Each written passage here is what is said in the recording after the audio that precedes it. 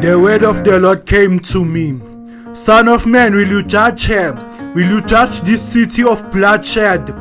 Then confront her with all her detestable practices and say, this is what the sovereign Lord says. You city that brings on herself doom by shedding blood in her midst and defiles herself by making idols, you have become guilty because of the blood you have shed and have become defiled by the idols you have made. You have brought your days to a close and the end of your years has come. Therefore I will make you an object of scorn to the nations and a laughingstock to all the countries. Those who are near and those who are far away will mock you. You infamous city full of turmoil, see how each of the princes of Israel who are in you uses his power to shed blood. In you they have treated father and mother with contempt. In you they have oppressed the foreigner and mistreated the fatherless and the widow. You have despised my holy and desecrated my Sabbaths. In you are slanderers who are bent on shedding blood. In you are those who eat at the mountain shrines and commit lewd acts. In you are those who dishonor their fathers' beds. In you are those who violate women during their period, when they are ceremonially unclean. In you one man commits a detestable offense with his neighbor's wife, another shamefully defiles his daughter-in-law, and another violates his sister, his own father's daughter. And make a profit. In you are people who accept rights to shed blood from your neighbors, and you have forgotten me, declares the sovereign Lord. I will surely strike my hands together at the unjust gain you have made, and at the blood you have shed in your midst. Will your courage endure, or your hands be strong in the day I deal with you? I, the Lord, have spoken, and I will do it. I will disperse you among the nations and scatter you through the countries, and I will put an end to your uncleanness.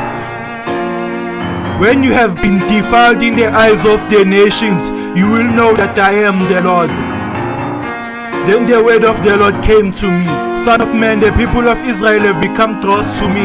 All of them are the copper, tin, iron, and lead left inside the furnace. They are but the dross of silver. Therefore, this is what the sovereign Lord says. Because you have all become dross, I will gather you into Jerusalem. As silver, copper, iron, lead, and tin are gathered into a furnace to be melted with a fiery blast, so will I gather you in my anger and my wrath and put you inside the city and melt you.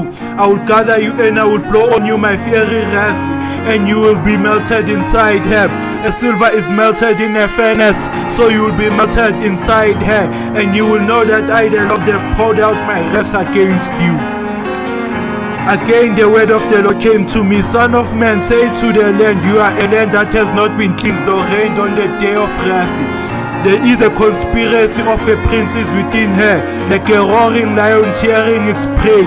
They devour people, take treasures and precious things, and make many widows within her.